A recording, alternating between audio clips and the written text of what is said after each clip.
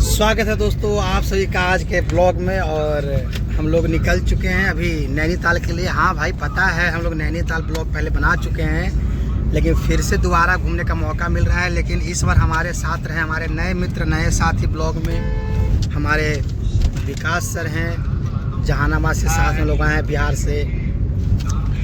तो और एक अंतर और है, पिछली बार हम खुद ड्राइव कर रहे थे तो उतना ब्लॉग बना नहीं पाए थे। हमारे साथ है देखिए सर डॉक्टर साहब हैं, उनका साथ मिल रहा है ब्लॉग में। हमारे रोशन सर हैं आगे। तो चलते हैं। इस बार थोड़ा हम फ्री हैं तो इस बार का ब्लॉग और थोड़ा बेहतर बनाएंगे और इन्जॉय करेंगे। तो मिलते हैं फिर, पूरी रास्ते बने रहेंगे हम लोग। और रास्ते में क्या क्या है, नैनीताल जाने का जो रूट है वो नहीं दिया, अच्छा नहीं लगा। सब कोई थोड़ा सा खाते अच्छा लगा। वो सर्दी हो गया। अच्छा उन लोग कास्ट चल बोलिए खा लीजिए, एक रोज खाएंगे।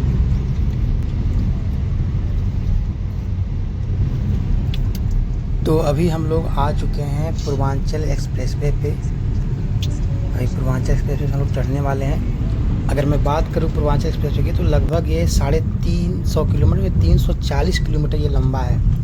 तो ये पूर्वांचल एक्सप्रेसवे का पहला टोल प्लाजा है। तो लगभग जब तक हम ये सफ़र तय करेंगे तब तक मैं आपको थोड़ा सा पूर्वांचल एक्सप्रेस की खूबियाँ हैं उसके बारे में हम बात कर लेंगे। ये यहाँ से शुरू होता है, अगर देखा जाए तो बिहार के बक्सर से आप थोड़ा सा जब आगे बढ़ेंगे 20 किलोमीटर तो वहाँ से ये शुरुआत होता है। अगर पूर्वांचल एक्सप्रेस की बात करूँ तो ये लगभग 6 लेन है, जहाँ एक तरफ 3 लेन और एक तरफ 3 लेन है। काफ़ी बेहतरीन एक्सप्रेस पे है। सबसे अच्छी बात इसका है कि अगर आप इस पर चलते हैं तो एक तरह से बैरिकेडिंग लगी हुई है, दोनों तरफ बैरिकेडिंग लगा हुआ है, जहाँ से कोई भी जानवर या फिर कोई भी व्यक्ति बीच से प्रवेश नहीं कर सकता। हर जगह से टोल प्लाजा का एग्जिट है, एंट्री है, उस तरीके से बना हुआ है। अगर इसकी शुरुआती की बात करूँ तो ये 10 अक्टूबर 2018 को ये बनना स्टार्ट हुआ था और 16 नवंबर 2021 तक ये बना, ये बन करके तैयार हुआ। और सबसे अच्छी बात है अगर इसकी मैं बात करूँ तो इसमें कभी भी ऐसा इमरजेंसी होने पे इमरजेंसी लैंडिंग किया जाता है। यानी कि अखलाकगिरी करवट नियर खरेमभर सुल्तानपुर डिस्ट्रिक्ट के पास एक जगह है जहाँ पे लगभग 350 किलोमीटर का एयर स्ट्रिप बना हुआ है। एयर स्ट्रिप का मतलब कि जहाँ पे आप इमरजेंसी लैंडिंग करवा सकते हैं, जहाँ पे एयरक्राफ्ट वगैरह वो उतारा जा सकता है। और अगर मैं बात करूँ तो देखा जाए तो जगह जगह पे आपको यहाँ पे खाने पीने के लिए स्टॉल बना हुआ है, जो कि चाहे पेट्रोल पंप हो, आपको हाईवे से नीचे उतरने की आवश्यकता नहीं, एक्सप्रेसवे से वहीं पे आपको हर जगह आपको ये चीज़ें आपको देखने को मिलेगा। जहाँ आपको चाहे खाना खाना हो, चाय वगैरह पीना हो, फ्रेश होना हो, टॉयलेट वगैरह सब कुछ आपको हर 50-60 किलोमीटर पे आपको ये देखने को मिलता है। अगर बात करूँ इसकी खूबी एक और है, ये पूर्वांचल एक्सप्रेसवे यानी कि 350 किलोमीटर तय करने के दौरान लगभग 9 डिस्ट्रिक्ट यानी कि 9 डिस्ट्रिक्ट को ये पार करते हुए निकलता है। देख रहे हैं कि अभी आप लोग सोए हुए हैं और मैं ड्राइव कर रहा हूँ। तो मैं बोल रहा था 9 डिस्ट्रिक्ट से पार करके ये जाता है। जैसे कि पहला आपको यहाँ पे देखा जाए तो लखनऊ, अगर देखा जाए तो लखनऊ डिस्ट्रिक्ट पार करता है। फिर बाराबांकी हो गया, फिर अमेठी, अयोध्या, सुल्तानपुर, अंबेडकर नगर, आजमगढ़, मऊ, गाज़ीपुर, यानी कि 9 डिस्ट्रिक्ट। कितनी मतलब बड़ी बात है। अगर देखा जाए तो अगर स्पीड लिमिट की मैं बात करूँ तो इस पर आप मैक्सिमम आप 100 किलोमीटर पर आवर के स्पीड से आप गाड़ी चला सकते हैं। इस चीज़ को ट्रैक करने के लिए हर 40-50 किलोमीटर पर स्पीडोमीटर लगा हुआ है। अगर आप उसको क्रॉस कर जाते हैं तो आपको 2000 रुपये का फ़ाइन आपको देना पड़ेगा। तो कम से कम आपको मैक्सिमम 100 किलोमीटर प्रति घंटे की रफ्तार से आप गाड़ी को चला सकते हैं इस हाईवे पे। इस हाईवे पे आपको 22 फ्लाईओवर देखने को मिलेगा, 7 रेलवे ओवर ब्रिज और 6 टोल प्लाजा। यानी कुल अगर देखा जाए मतलब एग्ज़िट और एंट्री ये सब ले करके तो टोटल 6 टोल प्लाजा है। और सबसे अच्छी बात, अगर आप आगरा जाना चाहते हैं तो आप इसी एक्सप्रेसवे से ऐड होता है, यानी कि आपको आगरा बुंदेलखंड एक्सप्रेसवे। तो चलिए बात करते करते हम लोग पहुँच चुके हैं। सबसे मज़े की अभी बात है कि रामनगर। यहाँ नैनीताल घूमने से ज़्यादा मज़ा आता है यहाँ का जो रूट है, जो नज़ारा है, जैसा कि हमने पिछले ब्लॉग में आपको दिखाया था।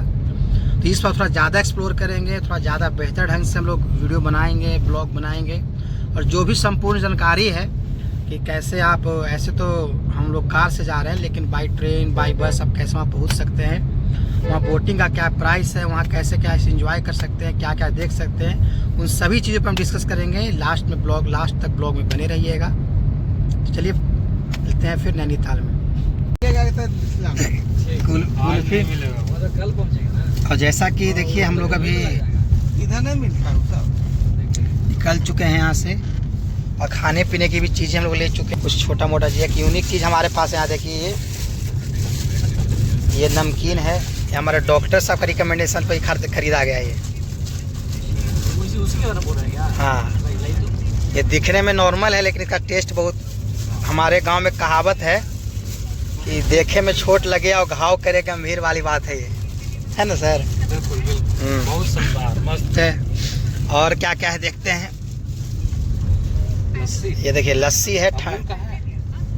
हाँ अमूल देखिए, का लस्सी है।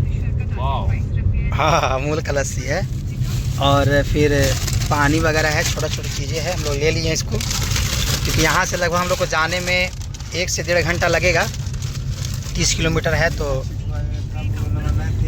तब तक हम लोग एंजॉय करते चलेंगे। चलिए दोस्तों, जब तक हम नैनीताल पहुँचते हैं तो थोड़ा नैनीताल की बात कर लिया जाए।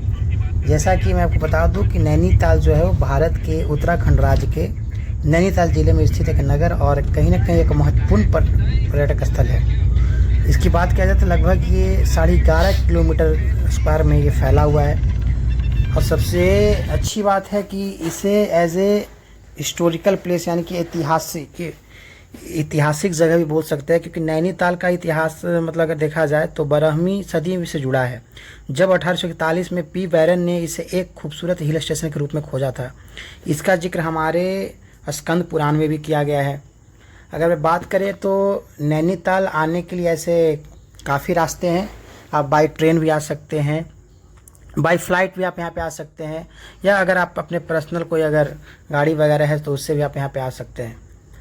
सबसे नज़दीकी अगर देखा जाए तो बगल में हमारा है काठगोदाम लगभग 30 से 40 किलोमीटर की दूरी पे है नैनीताल से, तो वहाँ जा सकते हैं। और अगर आप नैनीताल घूमने आते हैं तो यहाँ से लगभग 10 से 12-15 किलोमीटर आगे बढ़ने के बाद आप हमारे नीम कोरेली बाबा का भी दर्शन आप कर सकते हैं। यहाँ की सबसे अच्छी बात है कि जैसा कि पता कि एक हिल स्टेशन है, तो यहाँ का जो इन्वायरमेंट है, यहाँ का जो वातावरण है, यहाँ का जो माहौल है, मतलब इंसान जब थक जाए और थोड़ा लाइफ में बोर हो जाए तो वैसे सिचुएशन में आप एक बार नैनीताल आप ज़रूर आइए। इस वातावरण में इंसान, सबसे बड़ी चीज़ है कि यहाँ की खूबसूरती को देख कर के जितना भी टेंशन हो वो ऑटोमेटिक दिमाग से निकल जाता है। और जैसे जैसे आप देख रहे हैं कि जैसे जैसे हमारी ऊंचाई बढ़ रही है, यानी कि जैसे जैसे हम ऊपर की ओर जा रहे हैं, यहाँ का मौसम थोड़ा ठंड होते जा रहा है, थोड़ा सा मौसम बदलता जा रहा है, क्योंकि ये थोड़ा ऊंचे पे है, तो नीचे का जो एक इन्वायरमेंट है और ऊपर जाने का जो इन्वायरमेंट है बिल्कुल ही अलग होता है। काफ़ी ज़बरदस्त यहाँ पे देख रहे हैं कि सीन है, ये इस तरीके से पूरा कर्व रोड है। यहाँ पे एक चीज़ ध्यान देने वाली होती है कि जब आप अगर नैनीताल आते हैं और अगर ऊपर की ओर जाते हैं तो थोड़ा सा ड्राइविंग है ना जो कंट्रोल में करना होता है, क्योंकि कर्व रोड काफ़ी ज़्यादा है, और अगर ध्यान ना देने पे तो कभी भी थोड़ा एक्सीडेंट हो सकता है। तो ये देख पा रहे हैं, ये है नैनीताल, काफ़ी खूबसूरत, और एक देखा जाए एकदम स्वर्ग की तरह एकदम सुंदर शांत वातावरण। और अभी का अगर मौसम की बात करें तो अभी थोड़ा सा यहाँ ठंड है, हल्का हल्का ठंड है, जो कि नीचे थे तो नीचे गर्मी लग रहा था, ऊपर में आए तो थोड़ा ठंड लग रहा है। यहाँ पे आसपास में आपको बहुत सारे मार्केट आपको मिल जाएंगे, खाने पीने की चीज़ें मिल जाएगी, और लगभग जेन्युइन रेट पे मिलता है, जो क्योंकि आप अगर एज ए टूरिस्ट यहाँ पे आते हैं तो कहीं ना कहीं हर एक जगह थोड़ा सा कॉस्टली तो होता है, लेकिन फिर भी सही है। अगर घूमने आते हैं भाई तो थोड़ा मोड़ा तो खर्च करना पड़ता है। तो हम लोगों भी ने पहले ब्रेकफास्ट किया, आलू पराठा वगैरह, जैसा कि भाई मेरा फेवरेट आलू पराठा, तो आलू पराठा खाने के बाद और फिर हम लोग चल पड़े नैनी लेक घूमने के लिए। यहीं बगल में ही हम लोग यहाँ खाना खा रहे हैं, और बगल में जैसे आप देख पा रहे हैं कि नैनी लेक है यहाँ से। तो यहाँ से चलते हैं, बोटिंग वगैरह करेंगे। बोटिंग की बात किया जाए तो 2 रेट है बोटिंग का। जैसे कि अगर आप एक लेक का अगर हाफ राउंड अगर आप ट्रैवल करते हैं तो मे बी आपको 300-350 में आपको ये घुमा करके हाफ राउंड लेकर के आ जाएगा। लेकिन अगर आप फुल राउंड जाते हैं 400-450 रुपया लगता है, जिसमें एक बोट पे मैक्सिमम 2 व्यक्ति ही जा सकता है, 2 या 4 व्यक्ति जा सकता है, उससे ज़्यादा अलाउ नहीं है। ठीक है, ये हमारा नैनी लेक है, काफ़ी लंबा है, काफ़ी मस्त जगह है। आप जब इसके अंदर बोटिंग करेंगे तो पूरी ठंडी ठंडी हवाएं, पूरा मस्त मौसम होता है। मतलब एक देखा जाए तो 300-350 खर्च करने के बाद पैसा वसूल होने वाला यहाँ पे सीन होता है।